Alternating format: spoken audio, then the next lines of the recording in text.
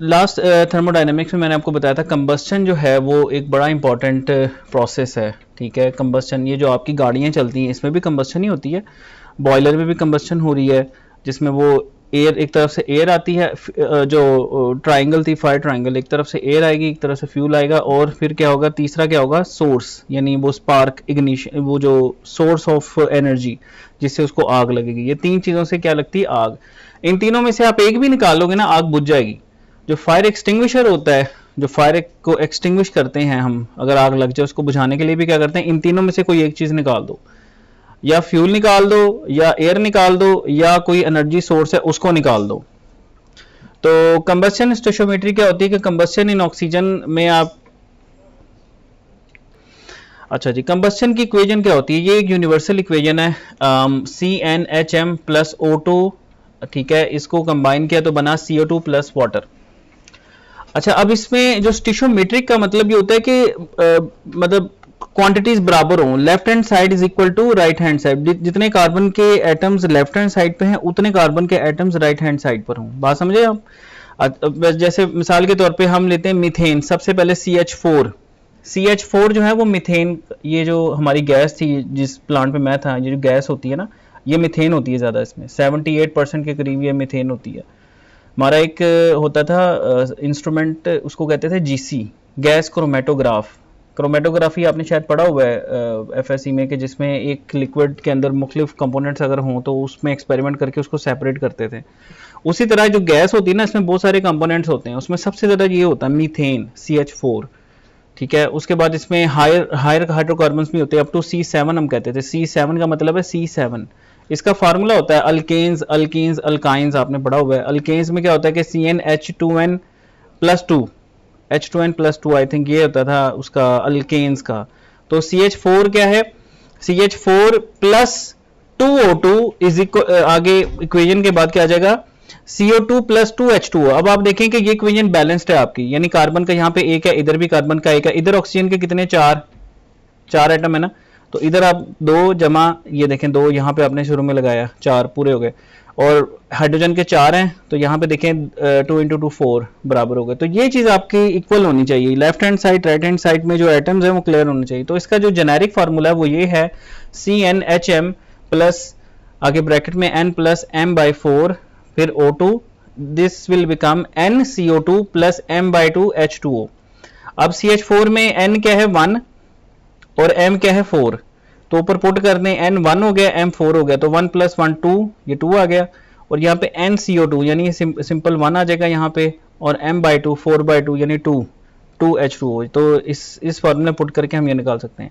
अच्छा, अगर आपका फ्यूल चेंज हो जाता है, अच्छा ये भी एक इंपॉर्टेंट बात है जो आगे ये मैं आपको बताता हूँ इस बात, अगर आपका फ्यूल चेंज हो जाता है, C6H6 हो जाता है, तो अब इसमें n कितना है, 6, और m कितना है, 6, तो यहां पुट कर दें 6 + 6/4, दैट विल बिकम 7.5, और n कितना हो जाएगा, 6CO2 प्लस m कितना हो जाएगा, m/2, ये आपका हो जाएगा 3H2O।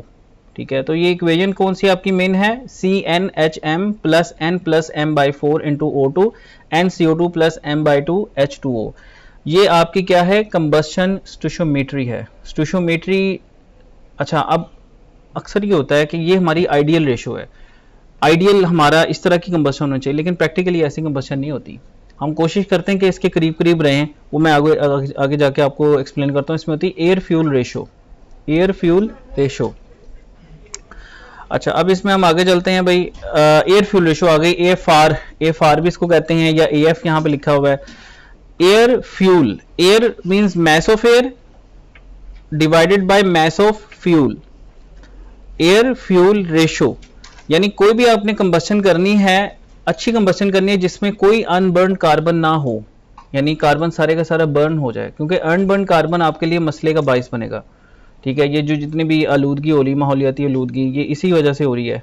ये जो धुआं नहीं निकल रहा गाड़ियों से, वो अनबर्न कार्बन की वजह से, वो सही बर्न नहीं हुआ होता, वो एयर फ्यूल रेशो उसकी सही नहीं है। ओके, एयर और फ्यूल की रेशो सही होनी चाहिए, वो बाद में स्पार्क अगर ऐसा ही इंजन है उसमें स्पार्किंग होती है, या अगर डीजल इंजन है तो उसमें वैसे हीट ऑफ कंप्रेशन से आग लग जाती है, यानी वो सोर्स बन जाता है। यानी एयर फ्यूल, और तीसरा क्या चीज़ है, एनर्जी सोर्स, तो उससे क्या लग जाएगी, आग। यही कंबस्शन आपके सिलेंडर के अंदर होती है, जिससे वो 4 स्ट्रोक इंजन का आपका सिलेंडर बन जाता है कि पहले सक्शन है, फिर कंप्रेशन है, फिर उसके बाद पावर स्ट्रोक है, फिर एग्जॉस्ट स्ट्रोक है, 4 जो स्ट्रोक होते हैं उसके, वो आगे हम पढ़ेंगे। तो बेसिक ये है यहाँ से कि यहाँ कंबस्शन इसकी जो है, अच्छा एयर फ्यूल रेशो क्या होगी, M air over M fuel, mass of air in the feed mixture. M fuel क्या होता है, mass of fuel in the feed mixture. अच्छा फ्यूल एयर रेशो भी कुछ कहते हैं, कुछ जगहों पे आपको फ्यूल एयर रेशो मिलेगी तो वो उल्टी हो जाएगी, यानी वो mess of fuel over mess of air हो जाएगी, ठीक है। अच्छा अब इसमें एक कॉन्सेप्ट आता है लीन मिक्सचर और रिच मिक्सचर का। लीन मींस पतला, यानी जिसमें अगर एयर बहुत ज्यादा है फ्यूल बहुत कम है। और रिच मिक्सचर क्या होगा, जिसमें एयर कम है और फ्यूल ही फ्यूल है, उसको हम क्या कहेंगे, रिच मिक्सचर। बात समझ आई। अब एयर फ्यूल रेशो में अगर एयर फ्यूल रेशो आपकी बहुत ज्यादा है, इसका मतलब है कि वो लीन मिक्सचर है, उसमें एयर बहुत ज्यादा है फ्यूल बहुत कम है।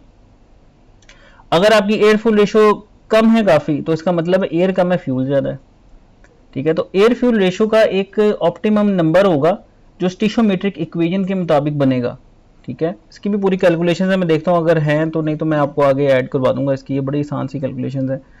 तो एक नंबर होगा खास, जैसे गैसोलीन है, पेट्रोल है, गैसोलीन इंजन है, इसमें होता है 14.6। ये एक स्टीशियोमेट्रिक नंबर है, यानी उस इक्वेशन से निकला है, वो जो इक्वेशन है इसकी स्टीशियोमेट्रिक भी, उससे 14.6। अगर 14.6 से ज्यादा है तो इसका मतलब है एयर ज्यादा है। तो कौन सा मिक्सचर होगा, लीन, ठीक है। ये क्वेश्चन आ सकता है एग्जाम के अंदर के लीन और रिच मिक्सचर्स को एक्सप्लेन करें। और अगर 14.6 से कम है, इसका मतलब है एयर कम है और फ्यूल ज्यादा है। बात समझ आ रही। लीन और रिच मिक्सचर्स ये बड़ा जरूरी है, हमें पता होना चाहिए, क्योंकि कंबस्शन बहुत इंपॉर्टेंट है। कंबस्शन बॉयलर के अंदर भी हो रही है, इंजन के अंदर भी हो रही है। आपको पता है कि आग इज वेरी इंपॉर्टेंट, जो फायर है, fire is very important, okay. अच्छा आगे चलते हैं। रिच मिक्सचर क्या होगा कि मोर फ्यूल देन नेसेसरी, तो air fuel mixture will be less than stoichio. और लीन मिक्सचर क्या होगा, मोर एयर देन नेसेसरी, यानी air AF is greater than stoichio. मैंने जो अपने रिसर्च पेपर्स है उसमें एएफआर का टर्म यूज किया, एएफआर कंट्रोलर, ठीक है, air fuel ratio controller of the gasoline engines. अच्छा मोस्ट कंबशन ऑपरेट अंडर लीन कंडीशन, ज्यादातर वो कहते हैं लीन कंडीशंस में होती हैं। लीन का मतलब क्या है कि एयर उसमें ज्यादा होगी और फ्यूल उसमें कम होगा। क्लियर हुआ। अच्छा आगे चलते हैं जी। ये देखें, ये उसका आप देख लें कंबस्टिबल रेंज है, ये आपकी यूं समझ लें स्टोशो की आ जाती है लाइन। और इस तरफ अगर एक्सेस एयर होगी तो जाहिर है एयर फ्यूल रेशो, एयर की रेशो बढ़ जाएगी, और अगर फ्यूल ज़्यादा हो जाएगा तो उसकी रेशो कम हो जाएगी, वो लेफ्ट को चली जाएगी। तो यहाँ से आप देख रहे हैं कि ये too rich mixture to burn, ठीक है, कंबस्टिबल रेंज है, और too lean mixture to burn. तो ये हमने देखा कि जब हम कंबस्शन करवाएंगे तो कंबस्शन के अंदर एयर और फ्यूल दो चीज़ें हैं, एयर है और फ्यूल। गैस टरबाइन में भी यही कुछ होता है, गैस टरबाइन में एक तरफ से एयर आ रही होती है और एक तरफ से फ्यूल आ रहा होता है, वो दोनों मिक्स होते हैं, ठीक है, मिक्स होते हैं, उसमें कंबस्चन होती है, उस कंबस्चन से फ्लू गैसेस बनती हैं। फ्लू गैसेस जो बॉयलर में भी हमने पढ़ा था, फ्लू गैस, उस फ्लू गैसेस से वो जो चक्की है उसकी सीटी, पहले आती है कंप्रेसर टरबाइन, फिर आती है पावर टरबाइन, वो ट्विन शाफ्ट होती है। ट्विन शाफ्ट मींस दो शाफ्ट लगी होती हैं, ठीक है। तो ये हम आगे गैस टरबाइन को भी जब पढ़ेंगे, इसमें आगे आएगा तो उसमें आपको क्लियर हो जाएगा कि ये किस तरह जो है वो ये जो आपकी जितने भी आप मज़े कर रहे हैं बिजली से, ये मज़े ऐसे नहीं हो रहे, इसके पीछे जो है लोगों की बड़ी मेहनत लगी हुई है, ओके। पीछे प्लांट्स चल रहे हैं। हमारी एक ईद मेरी प्लांट पे होती थी, एक ईद इधर होती थी, पीछे बड़ी कुर्बानियाँ लोग दे रहे होते हैं, आपको तो शायद नहीं पता होता, लोग बड़ी कुर्बानियाँ दे रहे होते हैं, ठीक है। तो ये प्लांट्स के ऊपर ये सारी चीज़ें वहाँ यूटिलाइज हो रही हैं, ठीक है। अच्छा आगे चलते हैं। अब थोड़ी सी मैं आपको ये जो इसमें यूज़ होती है प्रेशर, लेवल, टेम्परेचर और फ्लो, ये चीज़ें जो है थोड़ी सी मैं आपको क्लियर कर दूंगा, क्योंकि ये इधर यूज़ होती हैं, ये थर्मोडायनेमिक्स प्रोसेस में ज़्यादा यूज़ होती है ना, प्रोसेस प्लांट्स में, तो ये चीज़ों को आपको पता होना चाहिए। जो आईपीसी जिन्होंने पढ़ा उनको तो ये आती हैं, ठीक है। और लेकिन अब आपको आई थिंक आपने ये चीज़ें पहले नहीं पढ़ी होंगी, तो इसलिए आपको इसको मैं भी पढ़ी हूँ, उसको रिफ्रेश थोड़ा सा हम कर लेते हैं। तो प्रेशर क्या होता है, कि प्रेशर क्या होती है, फोर्स पर यूनिट एरिया, ये वही बेसिक्स है कि force per unit area is known as pressure. देखें इंडस्ट्री में 4 बिग्स हैं, मैंने आपको बताया, तो कौन कौन से ज़रा बताएं आहिस्ता आहिस्ता हैं। ओ भाई, प्रेशर, टेम्परेचर, लेवल और फ्लो, ये 4 बिग्स हैं, 4 bigs in process, in any process, किसी भी प्रोसेस इंडस्ट्री में चले जाएं, प्लांट के अंदर चले जाएं, ये 4 आपको मिलेंगे। आपको प्रेशर के ट्रांसमीटर वहाँ मिलेंगे, प्रेशर के स्विच मिलेंगे, आपको टेम्परेचर के ट्रांसमीटर मिलेंगे, यहाँ पे भी आपको मिलेंगे, टेम्परेचर के स्विच मिलेंगे, आपको लेवल के ट्रांसमीटर, लेवल के स्विच मिलेंगे, फिर आपको फ्लो बड़ा इंपॉर्टेंट है, फ्लो के ट्रांसमीटर, फ्लो के स्विच आपको मिलेंगे। ये मस्ट है, ये प्रोसेस, कोई भी प्रोसेस के अंदर ये चीज़ें मस्ट है। तो you must have a basic understanding of these parameters. तो pressure is force per unit area. अब प्रेशर के जो यूनिट होते हैं, देखें, एक है प्योर वैक्यूम जिसमें कोई प्रेशर नहीं है, अगर तो वो रेफरेंस है तो उसके लिहाज से अगर हम प्रेशर मेजर करें तो उसको कहते हैं एब्सोल्यूट प्रेशर। क्या बोलते हैं? Absolute pressure. ये देखो, ये ब्लू वाला एब्सोल्यूट प्रेशर। एक हमारे जो एटमॉस्फेयर पे एक प्रेशर एग्जिस्ट करता है नेचुरली, वो इस एटमॉस्फेयर की वजह से, इसमें गैसें हैं ना, ऑक्सीजन भी है इसमें, आर्गन वगैरह, ये जो हमने पहले डिस्कस किया था, नाइट्रोजन वगैरह है, उसकी वजह से भी तो कोई प्रेशर है ना। वो प्रेशर अगर तो उसको रेफरेंस बनाना है, ठीक है, तो आपका जो प्रेशर मेजर करोगे उससे ऊपर वाला करोगे, उसको कहेंगे गेज प्रेशर। ठीक है, क्या बोलेंगे? Gauge pressure.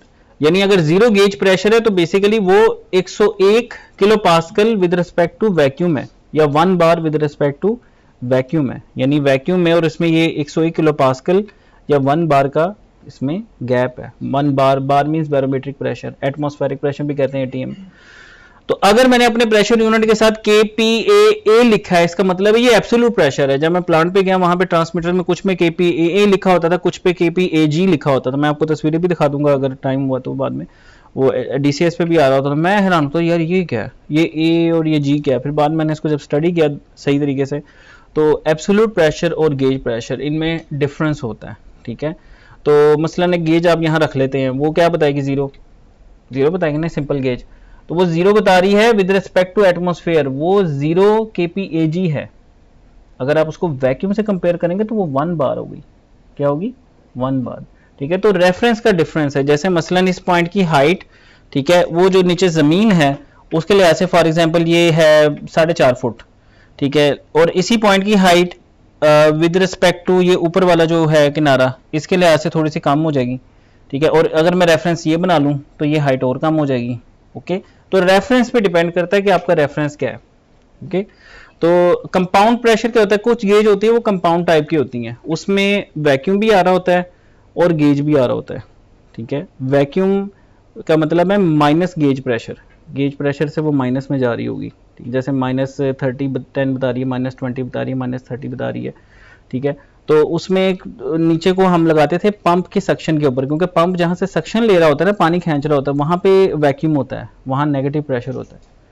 ठीक है, और पंप की डिस्चार्ज पे एक नॉर्मल गेज हम लगाते थे जिससे उसका पंप का डिस्चार्ज का प्रेशर पता चलता है, तो उसको कहते हैं कंपाउंड प्रेशर। ठीक है, और ये नॉर्मल, आप ये याद रखना है आपने, 14.7 psia, पाउंड पर स्क्वायर इंच, एब्सोल्यूट पाउंड पर स्क्वायर इंच, ये भी प्रेशर का यूनिट है।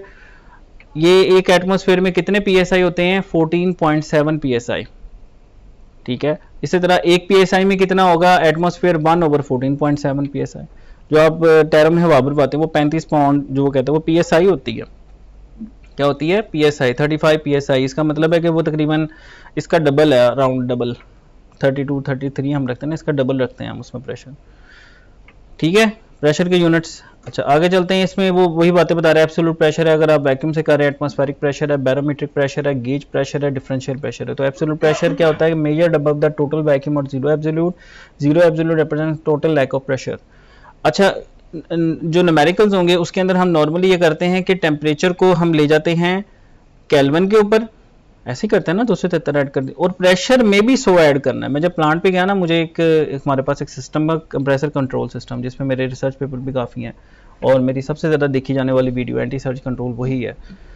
तो वो बहुत ही, जिसको कहते हैं, ज़बरदस्त कंट्रोल सिस्टम है और बहुत कम दुनिया में लोग इस पर काम कर रहे होते हैं। बहुत ज़बरदस्त कंट्रोल सिस्टम है। तो अच्छा, उसमें कैलकुलेशंस मेरे बॉस ने मुझे असाइनमेंट दी, भाई इसका सिमुलेटर बनाओ एक्सेल के अंदर के, जो कंट्रोलर है एक्सेल में मुझे बना के दो, फार्मूले वगैरह लगा के ना, उसके लिखे हुए थे मैनुअल में। तो वो मैंने उसको एक्सप्लोर किया, फार्मूले वगैरह देखे, उसको सेट सूट करके उसका एक सिमुलेटर बनाया। तो जो रिजल्ट मेरे सिमुलेटर पे आता था वही रिजल्ट प्लांट के आ रहा होता था।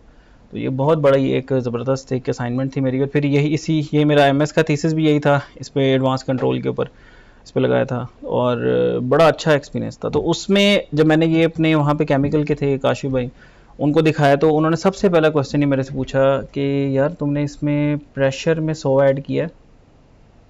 जैसे हम टेम्परेचर में ऐड करते हैं ना 273, उन्होंने पहला क्वेश्चन, और मैंने नहीं किया हुआ था, फिर बाद में ऐड किया, मेरी एरर आ रहा था रीडिंग में ना, मैंने उसमें ऐड किया तो फिर मेरी रीडिंग्स ठीक आने शुरू हो गई थी। तो प्रेशर को वो हमने उसमें 101 ऐड करना होता है, ठीक है, एब्सोल्यूट में लेके जाना है। उसी तरह टेम्परेचर को भी आपने एब्सोल्यूट 0 में लेके जाना है आपको, यानी वो जो केल्विन है वो केल्विन में आपने कैलकुलेशंस करनी है।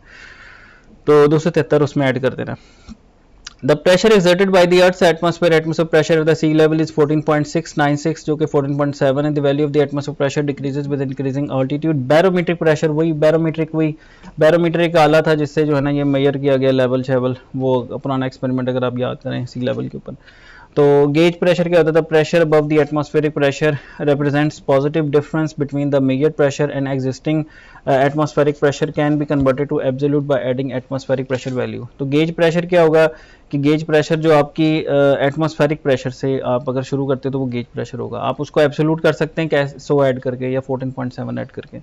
डिफरेंशियल प्रेशर, ये बहुत इंपॉर्टेंट है। डिफरेंशियल प्रेशर क्या होता है, दो चीज़ों का डिफरेंस, दो प्रेशरों का डिफरेंस, ठीक है। जैसे फिल्टर्स होते हैं, आप देखेंगे प्रोसेस इंडस्ट्री में फिल्टर बहुत ज़्यादा यूज़ होते हैं, फिल्टर के क्रॉस एक ये लगाते हैं डिफरेंशियल प्रेशर, क्योंकि फिल्टर अगर चौक हो जाता है ना तो आउटपुट पे प्रेशर कम हो जाता है, तो जो डीपी होता है, इसको डीपी कहते हैं, डिफरेंशियल प्रेशर या डेल्टा पी भी कहते हैं, वो बढ़ जाता है।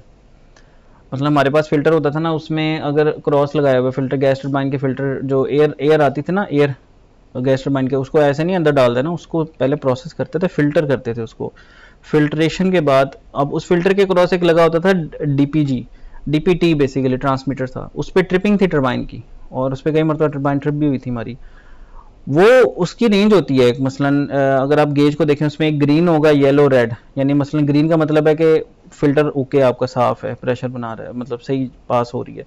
अगर वो थोड़ा थोड़ा चौक होता है तो वो येलो पे चली जाती है, अगर वो फुल चौक हो जाता है वो रेड पे चली जाती है, ठीक है। तो उसका हल क्या होता है कि उसको उतार के उसके फिल्टर को साफ करें आप, तो फिर वो प्रेशर ज़रा निकलना शुरू हो जाता है उसमें से, ठीक है।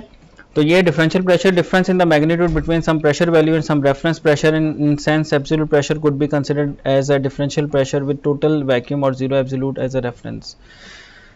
अच्छा, ये प्रेशर के यूनिट्स देख लें। आगे हमने आज एक न्यूमेरिकल भी करना है जिसमें हम पीवी डायग्राम को प्लॉट करेंगे, पीवी डायग्राम की प्लॉटिंग है उसके अंदर। ये क्वेश्चन इंपॉर्टेंट है कि आपको डायग्राम प्लॉट करनी आनी चाहिए। अब उसमें पी में क्या है, पी प्रेशर है जो हम पढ़ रहे हैं अभी, ठीक है। तो PSI 100 PSI अगर आप पुट करें, अच्छा ये आजकल जो एंड्रॉयड के हैं उसमें आपको प्ले स्टोर पे बहुत सारी ऐप्स भी मिल जाएंगी। हमारे पास एक बंदा था, उसके पास ये ऐप होती थी, हम हर जगह उसको बुलाते थे, वो यार यूनिट काट दे या कन्वर्ट कर दे, मतलब उसने अपनी एक जगह बना ली थी एक बंदे ने, इसकी वजह से, यूनिट्स कन्वर्जन की वजह से बड़ा फ़ायदा होता था हमें।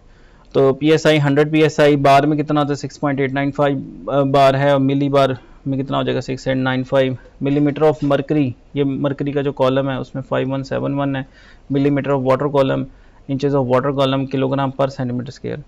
ये देखें ये तकरीबन अप्रोक्सीमेटली बराबर है, बार में कितना 6.895 और केजी परसेंट 7.032, तो हम अप्रोक्सीमेटली इसको इक्वली रखते थे 7, यानी एक एटमॉस्फेयर में ये 100 PSI जो है बेसिकली 7 बार। ये हमारे प्लांट का वो भी था, इंस्ट्रूमेंट एयर का प्रेशर भी था, यही 100 PSI के होते हैं, 120 PSI के होते हैं, 80 PSI के भी होते हैं, हमारे पास 100 PSI का लगा हुआ था। तो पास्कल है, किलो पास्कल, देखो पास्कल कितना छोटा यूनिट है, कितना बड़े नंबर बन रहे हैं, तो इसलिए ये हमेशा किलो पास्कल में इसको करते हैं। 689.5 इसमें 100 के अंदर, तो 689.5 और एटमॉस्फेयर कितना है, 6.805 एटमॉस्फेयर है। अच्छा, ये आप देखेंगे बॉयलर्स वगैरह के ऊपर लगे हुए अपने प्रोसेस प्लांट्स के अंदर प्रेशर गेज बहुत ज़्यादा यूज़ होती है एक्सटेंसिवली, प्रेशर ट्रांसमीटर यूज़ होता है और स्विच यूज़ होता है। अच्छा, इसमें फ़र्क समझें, गेज क्या करती है, गेज को देखने के लिए आपको गेज के पास जाना पड़ेगा। लोकल इंस्ट्रूमेंट्स को कहते हैं local mounted instrument, local mounted instrument, यानी बॉयलर के ऊपर लगी होगी कहीं, तो आपको सीढ़ियाँ वगैरह चढ़ के या दूर से वो उसको देखना पड़ेगा, बॉयलर पे जाना पड़ेगा आपको, ठीक है, प्रेशर गेज के लिए। प्रेशर स्विच होता है सेफ्टी के लिए, कि अगर कहीं पे प्रेशर बहुत ज़्यादा हो जाए तो उसमें स्विच होता है। ये पीछे मसला अगर कंप्रेसर से प्रेशर आ रहा है या कोई वाटर पंप का प्रेशर है, किसी भी चीज़ का प्रेशर है अगर, तो उसको ये ट्रिप करा देता है, यानी इसका एक नॉर्मली क्लोज चल रहा होता है, जैसे प्रेशर मीट होता है तो नॉर्मली क्लोज क्या हो जाएगा, ओपन हो जाएगा, तो आपका सर्किट क्या हो जाएगा, बंद हो जाएगा, वो डी एनर्जाइज हो जाएगा। तो इलेक्ट्रिकल सेफ्टी है बेसिकली, प्रेशर स्विच क्या है आपकी, इलेक्ट्रिकल सेफ्टी है, ठीक है। प्रेशर को सेंस करेगा, अगर वो प्रेशर एक सेट पॉइंट से बढ़ जाएगा तो ये अपने कॉन्टैक्ट चेंज कर देगा, कॉन्टैक्ट चेंज करने से क्या होगा, जो आपका सर्किट होगा वो ओपन हो जाएगा। यहाँ पे नहीं होता, अगर कोई छिपकली आके चिमड़ जाए यहाँ पे तो क्या होगा, कौन सा ब्रेकर ट्रिप करता है आपका, जो डिब्बे में लगा है वो ओपन हो जाता है ना, अभी तो वो क्लोज है, ओपन। इसी तरह ये स्विच काम करेगा कि स्विच जो है वो जैसे ही वो प्रेशर मीट करेगा, हाई प्रेशर की तरफ जाएगा, तो क्या होगा, कॉन्टैक्ट ओपन हो जाएगा, जिसकी वजह से क्या होगा, आपका सिस्टम बंद हो जाएगा, शट डाउन हो जाएगा।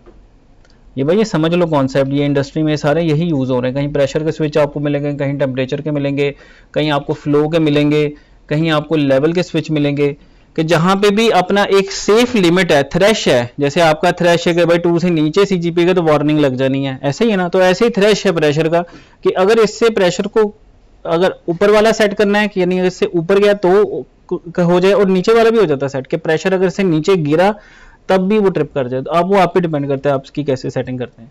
डेनफॉस की होती थी प्रेशर स्विचेस जिन पे मैंने काम किया, डेनफॉस, वो बड़ी ज़बरदस्त कंपनी है, DANFOSS I think, Danfoss. Rosemount के भी थे, ये रोज माउंट का है सामने। अच्छा, अब आते हैं प्रेशर ट्रांसमीटर।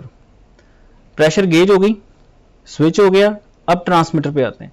ट्रांसमीटर का काम क्या होता है, ट्रांसमिट करना, रियल टाइम में इंफॉर्मेशन देना।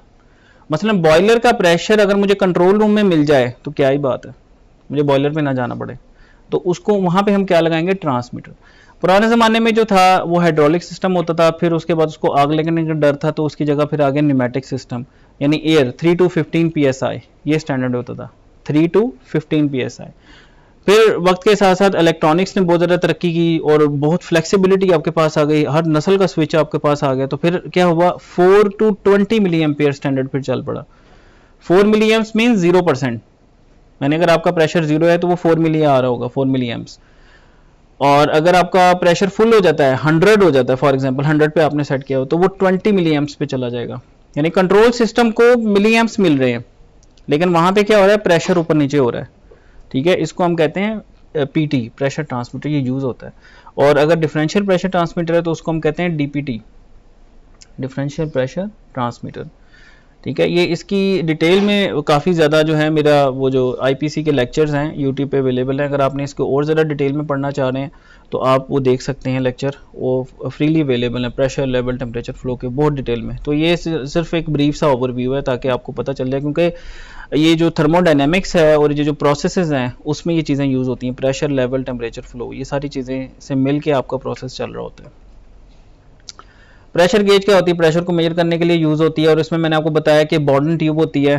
ठीक है, C टाइप बॉर्डन ट्यूब होती है, इस पर जब प्रेशर आता है तो ये यूं हो जाती है, यानी इस तरह से सीधी होने की कोशिश करती है, और इस चक्कर में आगे सेक्टर एंड पिनियन असेंबली होती है, जिसके आगे वो स्केल लगी होती है, वो घूमती है, तो इस तरह से प्रेशर आता है। हेलिकल टाइप भी होती है, यूं हेलिकल टाइप में जो DNA टाइप की, इसमें प्रेशर आएगा तो ये एक्सपैंड करेगी।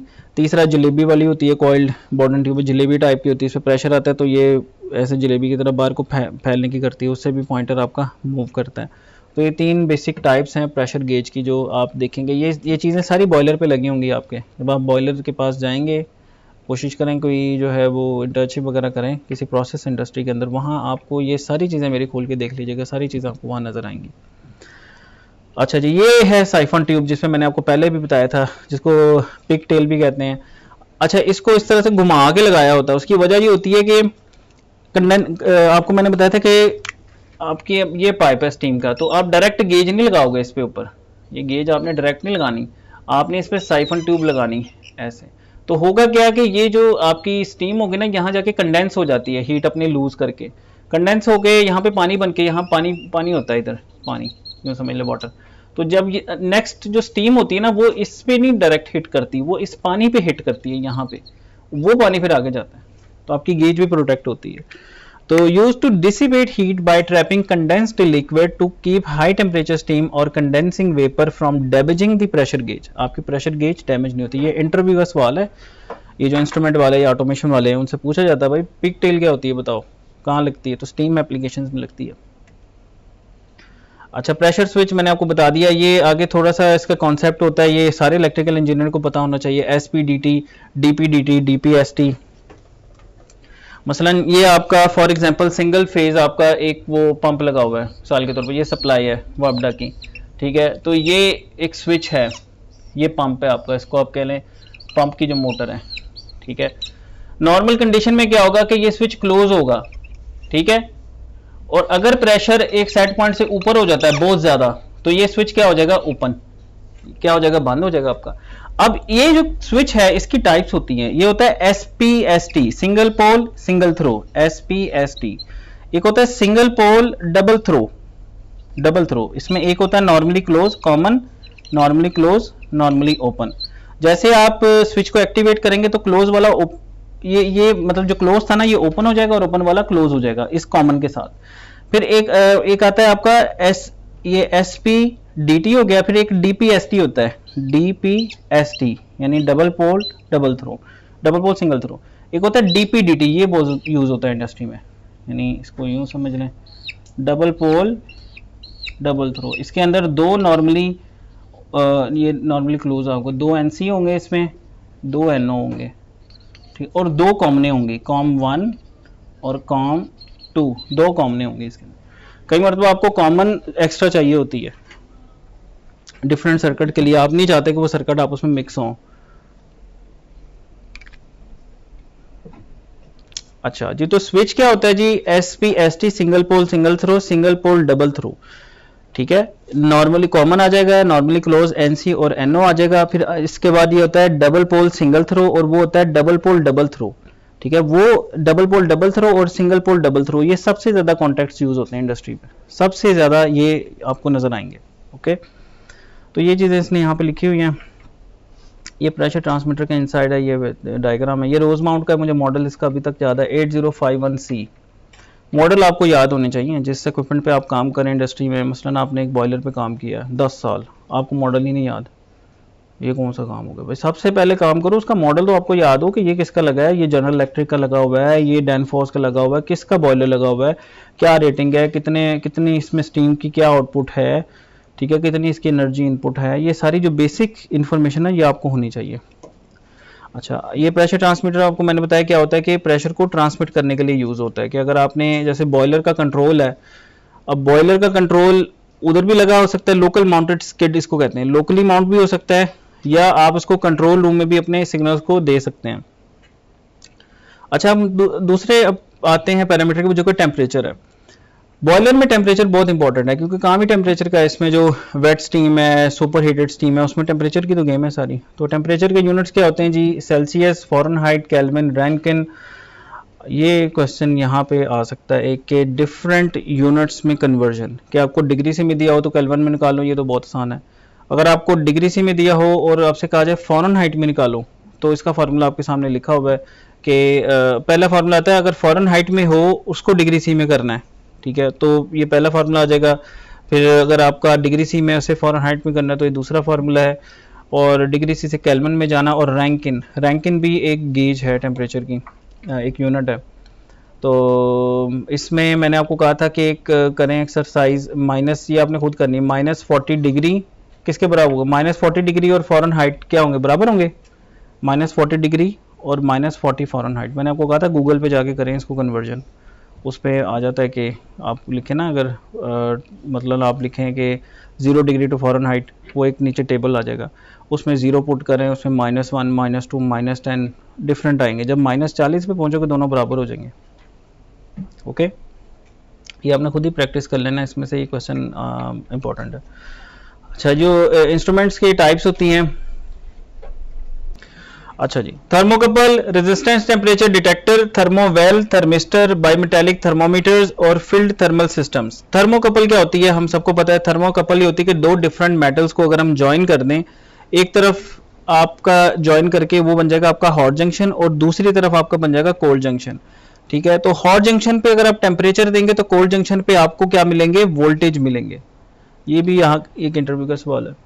ये मेरे जो मियाँ साहब थे, मियाँ अब्दुल मन्नान साहब सीनियर, उनसे पूछा था, चीनी ने पूछा था, चाइनीज ने, how many volt would you get from thermocouple.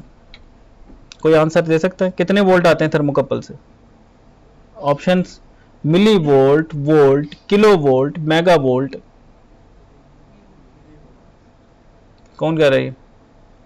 Milli volt, milli volt आते हैं। आप में से आईपीसी किस किसने पढ़ी हुई है? You are suppose to answer that. Okay, तो जो थर्मोकपल हैं उसकी जो आउटपुट होती है वो मिली वोल्ट में होती है। अब मिली वोल्ट, अब माइक्रो कंट्रोलर को चाहिए 5 वोल्ट, 0 से लेके 5 वोल्ट। मिली वोल्ट से तो उसको कहते हैं ना कि वो नाक पे मक्खी भी नहीं बैठने का, कंट्रोलर को पता ही नहीं चला। आप क्या करोगे फिर? क्वेश्चन है, इंस्ट्रूमेंटेशन का ही है, डेटा एक्विजिशन का क्वेश्चन है। एम्पलीफायर लगाओगे। क्या लगाओगे? एम्पलीफायर। एम्पलीफायर लगा के उस मिली वोल्ट को एम्पलीफाई करोगे। गेन निकाल लो, 5 वोल्ट का लगाना है तो 5 वोल्ट डिवाइडेड बाय वो थर्मोकपल की लगा के ना, इनपुट नीचे और ऊपर आउटपुट जो है 0 से 5 तक, उसकी गेन आप निकाल सकते हो। उतने गेन का एम्पलीफायर लगाओगे तो वो मिली वोल्ट्स को आपके वोल्ट में कन्वर्ट कर देगा। यानी थर्मोकपल की मिली वोल्ट्स को वो 0 to 5 वोल्ट्स में करने के लिए आपको क्या लगाना है? उस पर सिग्नल कंडीशनिंग आपको करनी होगी। सिग्नल कंडीशनिंग में क्या आ गया? पहले फिल्टर लगेगा। फिल्टर क्या करेगा? उसमें जो नॉइज वगैरह है उसको रिमूव करके उसको पहले सफाई करेगा, ठीक है। और उस साफ सिग्नल को फिर हमने एम्पलीफाई करना है, क्योंकि हम गंदे सिग्नल को एम्पलीफाई करेंगे, नॉइज भी एम्पलीफाई होगी, तो आउटपुट भी गार्बेज इन गार्बेज आउट, ठीक है। ये गीगो होता है, गार्बेज इन गार्बेज आउट। अगर आप गार्बेज को इन करोगे, आउट भी गार्बेज ही आएगा। तो जो भी सिग्नल होगा उसको पहले साफ करना है आपने, अच्छे तरीके से साफ करके, साफ सुथरा करके, फिर उसका एम्पलीफाई को देना है। वो फिर जो एम्पलीफाई करेगा वो वेव आपने आगे देनी है, अपने आउटपुट डिवाइस को दे दें या अपने कंट्रोलर को दे दें, जिसको भी देनी है। ओके, तो ये थर्मोकपल है। रेजिस्टेंस टेम्परेचर डिटेक्टर क्या होता है? ये रेजिस्टेंस होती है। अगर टेम्परेचर बढ़ता है तो ये रेजिस्टेंस बढ़ती ही है, इसका एक फार्मूला होता है। थर्मोवेल क्या होता है कि पाइप के अंदर आप डायरेक्ट नहीं लगाते ये जो थर्मोकपल वगैरह ना, क्योंकि इससे गैस जब हिट करती है ना तो वो टेढ़ा हो जाएगा फिर, ठीक है। तो हमें डायरेक्ट कांटेक्ट नहीं करना, तो हम क्या करते हैं? थर्मोवेल एक वेले डालते हैं। हमने थर्मोवेल निकाले अपने कुछ वेल्स से, तो वो भी टेढ़े हुए थे, मतलब इतना प्रेशर होता है नीचे पाइप का तो वो टेढ़ा हो जाता है। तो बड़ी मुश्किल से उसको निकाला, वेल्डिंग करके, बड़ा कुछ कर के वो, क्योंकि टेढ़ा हो गया था, निकल नहीं रहा था फिर बाहर, ठीक है। तो फिर बड़ा वो करना पड़ता है।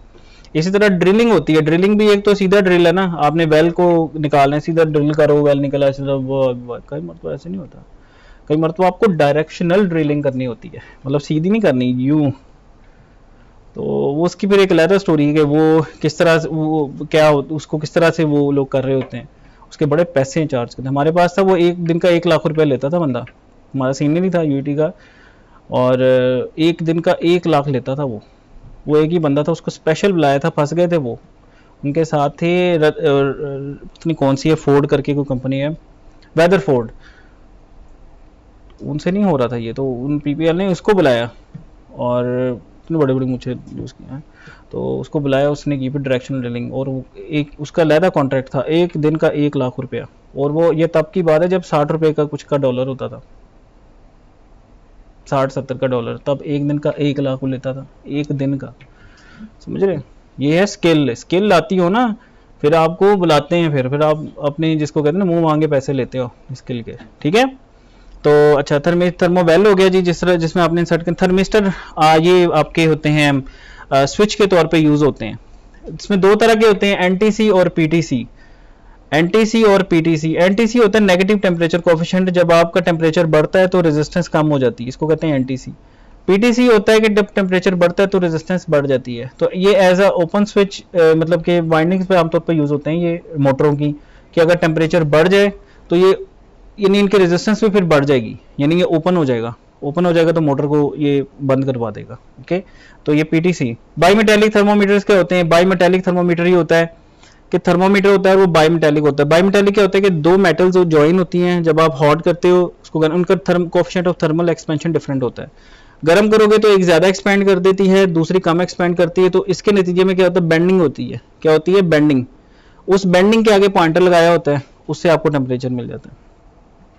फील्ड थर्मल सिस्टम क्या होते हैं? ये जो जिसमें मटेरियल फिल होता है और इसमें बॉर्डन भी लगी होती है, वो जब टेम्परेचर बढ़ता है तो वो एक्सपैंड होता है मटेरियल और आगे मूवमेंट होती है, जैसे थर्मोमीटर होता है आपका, उसको कहते हैं फील्ड थर्मल सिस्टम्स। ये टेम्परेचर। अच्छा, अब हम लेवल को थोड़ा सा टच करते हैं कि लेवल क्या करते हैं, कि लेवल बड़ा इंपॉर्टेंट है। आपके घरों में टैंकी होती है, टैंकी में पानी का लेवल कम हो जाए, कहते हैं मोटर चला दो, कहते हैं ना। आजकल तो आपने स्विच लगाए होते हैं ऑटोमेटिकली ऑन ऑफ करने के, लेवल कंट्रोल सिस्टम है वो, कि जिसमें आपका लेवल को मेंटेन करता है। घरों में होता है ना आपके आज का ऑटोमेटिक, वो लेवल कंट्रोल सिस्टम है कि पानी का लेवल यहाँ से ऊपर हो, यानी मिनिमम एक सेट किया था उससे ऊपर, और एक मैक्सिमम सेट किया था उससे नीचे, यानी एक मिनिमम मैक्सिमम आपकी लिमिट से उसमें पानी रहता है आपका। वो क्या है? लेवल कंट्रोल सिस्टम है ना आपका। तो अब visual indication of the level can be obtained, ये मैंने आपको पहले बताया, साइड ग्लास होती है, अगर आपने देखना है कितना लेवल है तो ये लगा दो साथ, उसके अटैच कर दो, पानी अपना लेवल मेंटेन रखता है, तो वेसल के साथ ये लगी होगी, जितना पानी उसके अंदर होगा उतना ही पानी इसके अंदर होगा, ठीक है। ये देखें इसके स्टाइल्स होते हैं, मैंने आपको उस वक्त भी बताया था, स्टाइल ए, स्टाइल बी, स्टाइल एफ, ये डिफरेंट स्टाइल्स में आपके बॉयलर के साथ लगी हो सकती है, जिस तरह की शेप है आपकी बॉयलर की उस तरह की इसके साथ लगाई होती है। इसमें ये आइसोलेशन वाल्व्स होते हैं, ये देखें मसलन आपकी गेज खराब हो जाती है, स्टक हो जाती है, इसमें जंग लग जाता है, अब क्या करोगे, बॉयलर से पानी निकालोगे सारा? नहीं, जो जब लगानी है ना उसके साथ एक वेल लगाना है, यानी इसको कहते हैं आइसोलेशन वेल्स। तो जो आपकी साइड गिलास है ना उसके साथ आइसोलेशन वेल लगाएं, अगर खराब हो गई आइसोलेशन वेल बंद करें, उसको उतार के ले जाएं वर्कशॉप, ठीक ठाक करके या नई ला के लगा दें, और फिर आइसोलेशन वेल को क्या कर दें, ओपन कर दें, सिंपल। अच्छा, इसमें भी बड़ा इंपॉर्टेंट है, पहले वेल कौन सा खोलना है आपने, नीचे वाला वेल खोलना है या ऊपर वाला पहले वेल खोलना है, ये भी बड़ा इंपॉर्टेंट होता है।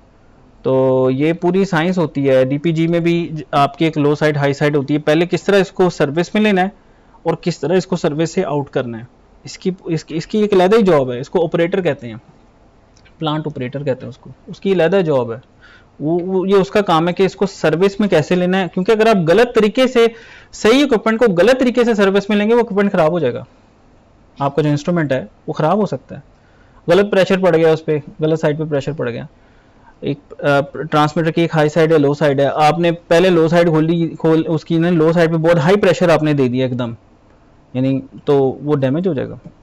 तो कहने का मकसद ये है कि आपने इसको सर्विस में कैसे लेना है, इसकी भी जो है ना टेक्निक होती है कि कौन सा वेल पहले खोलना है, वो एक अलग चीज़ है। अच्छा, हाइड्रोस्टैटिक प्रेशर क्या होता है जी, हाइड्रोस्टैटिक प्रेशर में आता है static pressure, differential pressure, bubble tube method, diaphragm box wing, ये आईपीसी वालों ने सारी चीज़ें ये पढ़ी हुई हैं, तो इसमें हम नहीं जाएंगे डिटेल के अंदर, मेन पे रहते हैं हम। मेन जो होता है P = रो जी एच, ये फार्मूला बड़ा मशहूर है भाई, इसने आपकी जान नहीं छोड़नी, P = रो जी एच। अब एच का इसको वाटर कॉलम भी कहते हैं, मसलन अगर ये आपका इतना ये एक पूरा एक है वेसल है जिसमें पानी भरा हुआ है, तो यहाँ पे कितना प्रेशर होगा, P = रो इंटू जी इंटू एच, जितना भी आपका एच होगा।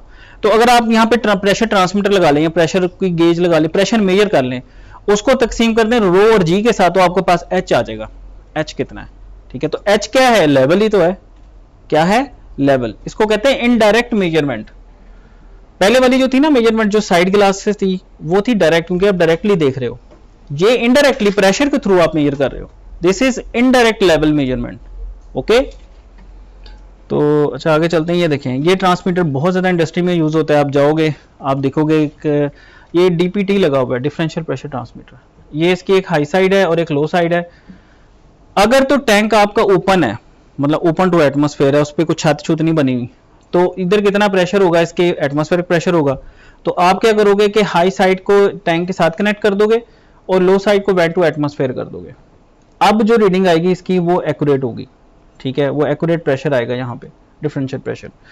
और ये वेल्व अगर आपका ये खराब हो जाए तो इस आइसोलेटिंग वेल को बंद करके इसको उतार के वर्कशॉप में रिपेयर करके दोबारा ला के लगा के फिर आइसोलेटिंग वेल, तो ये आइसोलेटिंग वेल बहुत इंपॉर्टेंट होता है, आइसोलेशन करता है ना, क्योंकि अगर ये ना लगा हो तो फिर आपको पूरा टैंक खाली करना पड़ेगा उसको उतारने के लिए, ऐसे ही है ना, क्योंकि भरे टैंक से तो नहीं आप चलते हुए निकाल सकते ट्रांसमीटर, बात समझ आई, ओके।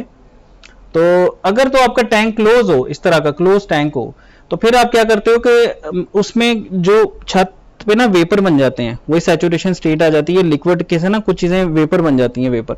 तो अब अगर आप वेंट टू एटमॉस्फेयर करोगे इसको तो रीडिंग सही नहीं आएगी आपकी, तो इसको क्या करेंगे आप लेके वापस ऊपर लगा दोगे इसके, ताकि आपकी जो डीपी आए, जो प्रेशर आए वो एक्यूरेट आए, और उससे आप एक्यूरेटली इसकी हाइट को मेजर कर सकें।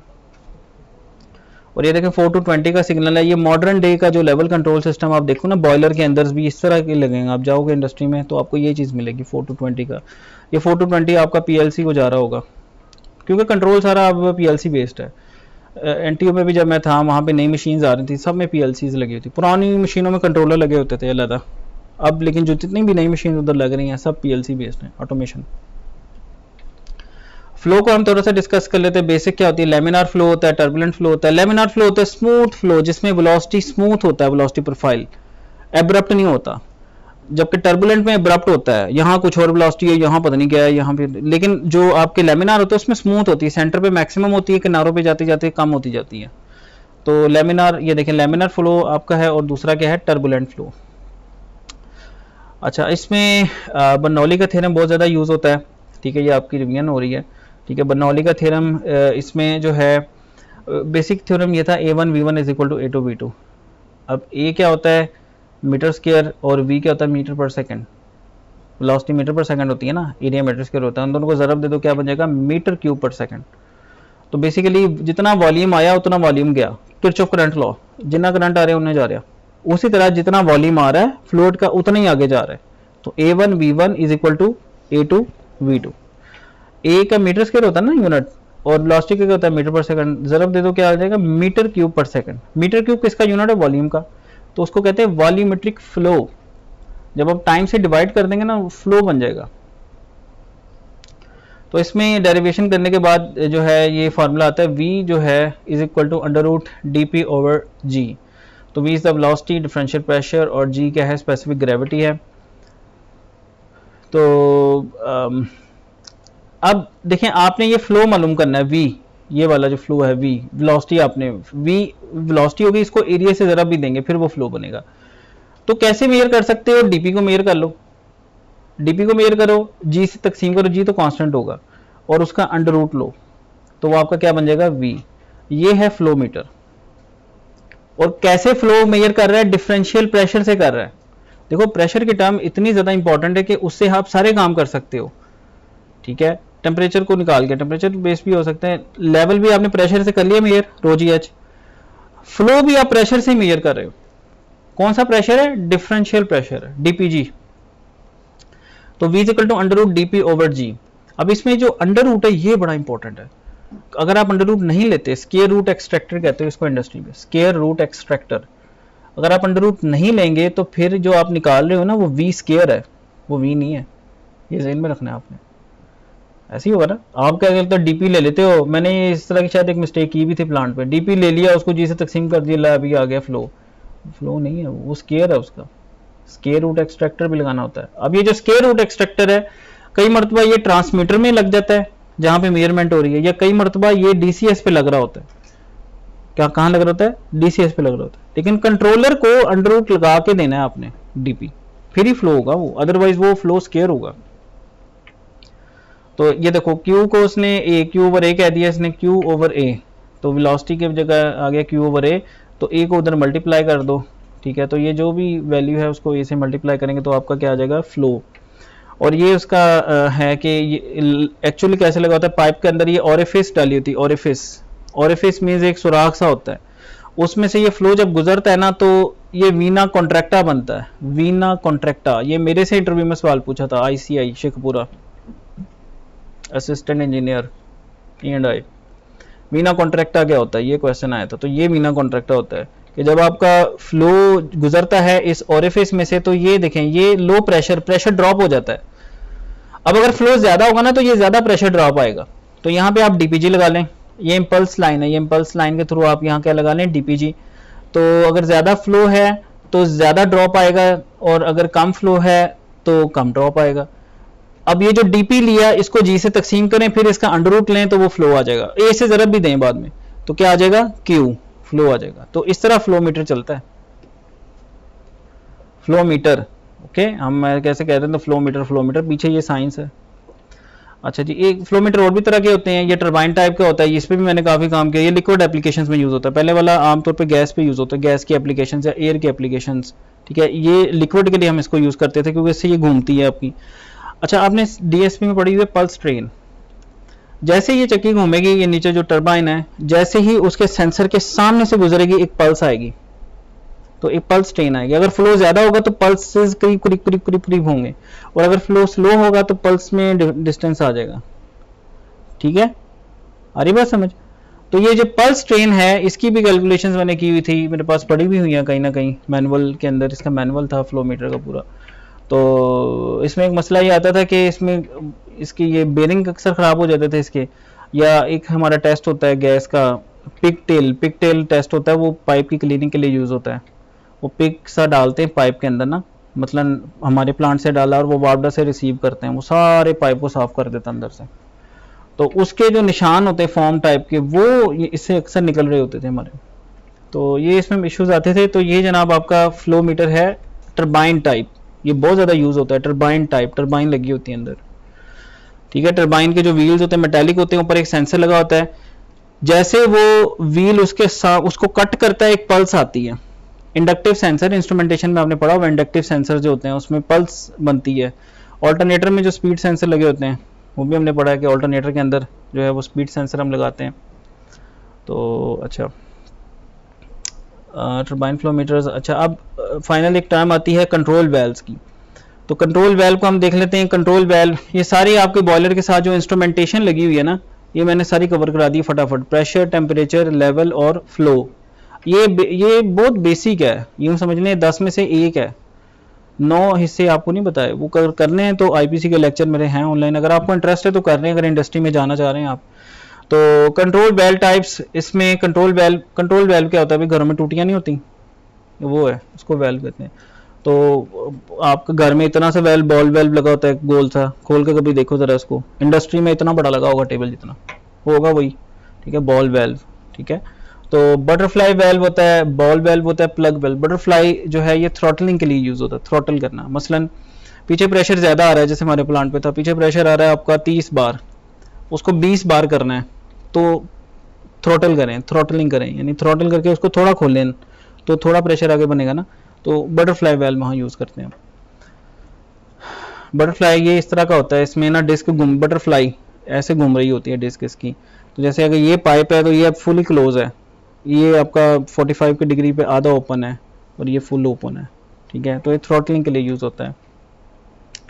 बॉल वेल्व जो है, ये बॉल वेल्व लगा हुआ है, ये भी हमारे पास काफ़ी यूज़ होता था आइसोलेशन वगैरह के अंदर ना। तो ये जो घरों में लगे होते हैं, छोटे छोटे होते हैं, प्लांट पे बहुत बड़े बड़े साइज़ के लगे होते हैं।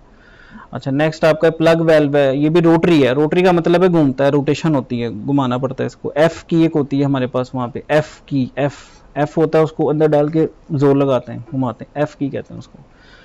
तो अब ये देखें, ये इसके अंदर पोर्ट है, ये एक इनकमिंग है और एक तरफ से आउटगोइंग है, और बीच में ये होल है। अगर आपका ये जो होल इसके सामने आ जाएगा तो सारा फ्लो पास कर जाएगा घुमा के, और अगर आप उसको ब्लॉक कर दोगे तो सारा ब्लॉक हो जाएगा, ठीक है। अच्छा, इसमें पता है कि सारे कंट्रोल वेल्व्स के अंदर एक होती ग्लैंड पैकिंग, क्या कहते हैं उसको, इसको ऊपर वाले इसको कहते हैं योक, इसका नाम होता है YOKE, योक। और ग्लैंड पैकिंग होती है, मतलब अगर आपका वेल्व खराब हो जाए, मतलब अगर आपका वेल्व बंद है, तो आइडियली कोई गैस आगे नहीं आनी चाहिए ना, कई मरतबा गैस आगे आ रही होती है, या एटमॉस्फेयर में आ रही होती गैस, वो कहाँ से आ रही है, वो लीक हो रही है यहाँ कहीं, पैकिंग उसकी लीक है। या ऐसी यार, जैसे घर में टूटी बंद कर दो, पानी नहीं आना चाहिए ना, लेकिन पानी आ रहा है फिर भी लीक हो गई, बात समझ रहे हैं। तो वो ग्लैंड पैकिंग, इस तरह के कॉन्सेप्ट इसमें आ जाते हैं। ये प्लग वेल्व आपका। अच्छा, तो अब फाइनली इसका एक कंट्रोल सिस्टम है जो कि यूज़ होता है इंडस्ट्री में हर प्रोसेस के अंदर। वो कंट्रोल सिस्टम क्या होता है कि आपको पता है, एक ओपन लूप कंट्रोल होता है, क्लोज लूप कंट्रोल होता है, ज़्यादातर क्लोज लूप कंट्रोल होता है। जैसे ये आपका AC है, ये भी क्लोज लूप कंट्रोल है। इसको आप एक सेट पॉइंट देते हैं, सेट पॉइंट देने के बाद क्या होता है कि मसलन आप कमरे में एंटर हुए, टेम्परेचर बहुत ज़्यादा 40 के करीब पहुंचा हुआ है, आप कहते हैं यार 26 हो जाए, तो आप इसको सेट पॉइंट देंगे 26 का। अब क्या होगा, एरर आ जाएगा, क्योंकि PV क्या है, मींस सेंसर क्या रीड कर रहा है 40, सेट पॉइंट क्या है 26, there is error.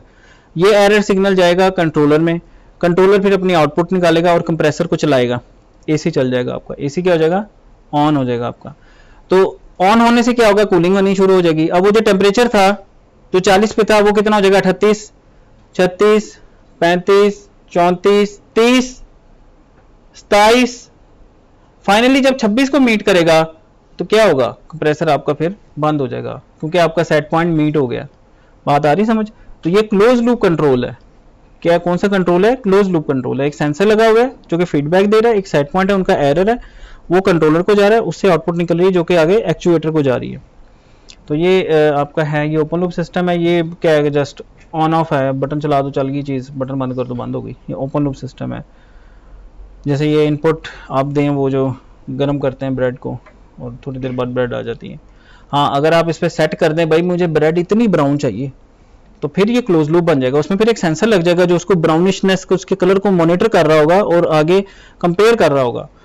Okay, open loop और क्लोज लूप में ये फ़र्क है। तो ये देखें क्लोज लूप सिस्टम का मैं आपको दिखा देता हूँ। ये रेफरेंस आ गया, नीचे सेंसर्स की फीडबैक आ गई, एरर आ गया, कंट्रोलर को गया, उससे एक्चुएटर को गया और आगे फिजिकल प्लांट सिस्टम पे इफेक्ट हो रहा है। ये बेहतरीन डायग्राम है कंट्रोल सिस्टम की, फीडबैक कंट्रोल सिस्टम की। ठीक है, अच्छा ठीक है, फीडबैक कंट्रोल की डिटेल्स आ गई। फीडबैक कंट्रोल ये आपने देख लेनी, मैंने आपको एक्सप्लेन कर दी हुई है। और फीड फॉरवर्ड कंट्रोल होता है मैनुअल कंट्रोल। ठीक है, ये इसकी समरी है। ठीक है, जो भी अभी तक हमने डिस्कस किया, control variable, manipulated, error signal, set point, measurement, close loop, open loop, feedback control और फीड फॉरवर्ड कंट्रोल। ठीक है, तो कंट्रोल वेरिएबल क्या है, जिसको आप कंट्रोल कर रहे हैं, लाइक प्रेशर है, टेम्परेचर है, फ्लो है, जिसको कंट्रोल कर रहे हैं वो आपका कंट्रोल वेरिएबल है। मैनिपुलेटेड वेरिएबल क्या होता है, जो means of maintaining control variable. Manipulated variable आमतौर पर उसको कहते हैं जो कंट्रोलर से आउटपुट निकल रही होती है। एरर सिग्नल क्या होगा, जो शुरू में आपका एरर सिग्नल बन रहा है, ये S P minus P V. ये देखें, ये एरर, ये देखो ये डायग्राम ये एक्सप्लेन कर रही है। ठीक है, ये आपका पीवी, इसको प्रोसेस वेरिएबल भी कहेंगे, मेजर सिग्नल कहेंगे, सेट पॉइंट है, ये एरर आ गया, एम्पलीफाई को गया, फिर मैनिपुलेटेड, ये देखो ये मैनिपुलेटेड वेरिएबल है। और कंट्रोलर की ज़बान में ना इसको कंट्रोल इनपुट भी कहते हैं, यू भी कहते हैं। अब आप कहें सर इनपुट तो ये है, सेट पॉइंट, ये कौन सी इनपुट है? भाई ये इनपुट टू दी प्रोसेस है।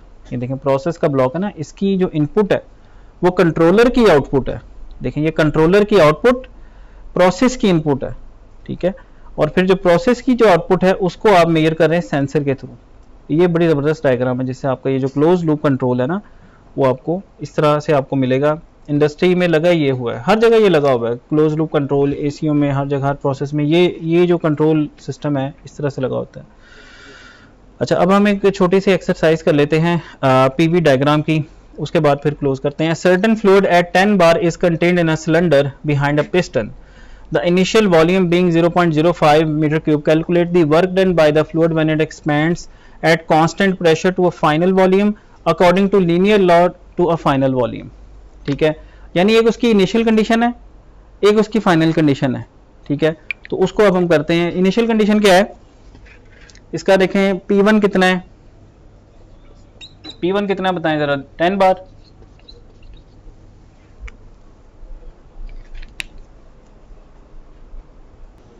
जी P1 कितना है जी, 10 बार। उसके बाद बताएं जी V1 कितना है, V1 कितना है, 0.05 मीटर क्यूब। ठीक है, अच्छा अब पहला पार्ट क्या है कि एट कांस्टेंट प्रेशर, यानी P2 क्या है, कांस्टेंट है, P2 क्या है, कांस्टेंट प्रेशर है, और वॉल्यूम चेंज हो गया उसका, तो क्या निकालना है, work done. Calculate the work done. ठीक है, वर्क डन हमने निकालना है। P2 क्या है, P2 भी 10 बार ही है, कांस्टेंट प्रेशर है, तो हमने सॉल्व करना है। राइट, इसका सॉल्यूशन मैं आपको दिखा देता हूँ। The work done is defined as when the force is applied on the object displaces it from an initial position to a final position. It is an example of scalar quantity. Also it represents the energy transformation. अब initial volume है, final volume है, initial pressure है और final pressure ये है, ये second part के लिए। तो फर्स्ट पार्ट में क्या आएगा जी, आपका प्रेशर कांस्टेंट है। ठीक है, तो उसने P को VF माइनस VI से ज़रब दी, P into V2 minus V1, तो ये आपका आंसर आ रहा है। अच्छा, इसको KPA में उन्होंने कन्वर्ट किया है, बार में नहीं अपने करना है, इसको KPA में कर लेना है, जो SI यूनिट है। ठीक है, SI यूनिट में एक बार में 101 KPA होते हैं, 101, तो इन्होंने आई थिंक 100 लिया हुआ है, इस तरह भी कर ले, कोई इशू नहीं है। तो चूंकि 10 बार है तो 10 ज़रब 100 1000 KPA बन जाएगा, 1000 KPA इंटू 0.2 माइनस 0.05। अब KPA है तो यहाँ पे भी K आएगा, तो ये किलो जूल बनता है, वर्क का यूनिट एनर्जी जूल बन जाएगा, तो यहाँ पे K आ गया 150 K जूल कह लें या न्यूटन पर मीटर कह लें। ये इसकी पीवी डायग्राम है। ठीक है, ये देखें बोर्ड पे मैंने बनाई हुई है। अच्छा, नेक्स्ट आते हैं, नेक्स्ट पार्ट क्या था कि P1 क्या है 10 बार, V1 क्या है 0.05, P2 क्या है 2 बार, V2 क्या है 0.2, और लीनियर है, तो ये देखें लीनियरली नीचे जा रहा है, स्टेट 1 से स्टेट 2 पे क्या जा रहा है, लीनियरली जा रहा है। तो अब क्या हमने इंटीग्रेशन जब इसकी की, इसकी इंटीग्रेशन जब हम करेंगे तो क्या होगा कि ये सारा एरिया निकल आएगा। तो ये सारा एरिया आप कैलकुलेट कर लें, ये मैंने आपको बताया, ये वाला कैलकुलेट कर लें जमा ये वाला कैलकुलेट कर लें, तो टोटल आपका एरिया आ जाएगा। तो इन्होंने भी एक तरीके से किया हुआ मैथमेटिक्स के थ्रू, इस तरह कर लें जिस तरह मैं आपको कह रहा हूँ उस तरह कर लें, आंसर सेम आएगा आपका 90 किलो जूल, 90 किलो न्यूटन पर मीटर। तो ये था जनाब एक पीवी डायग्राम को प्लॉट करना। ठीक है, तो आज के लिए इतना ही। Thank you very much for listening.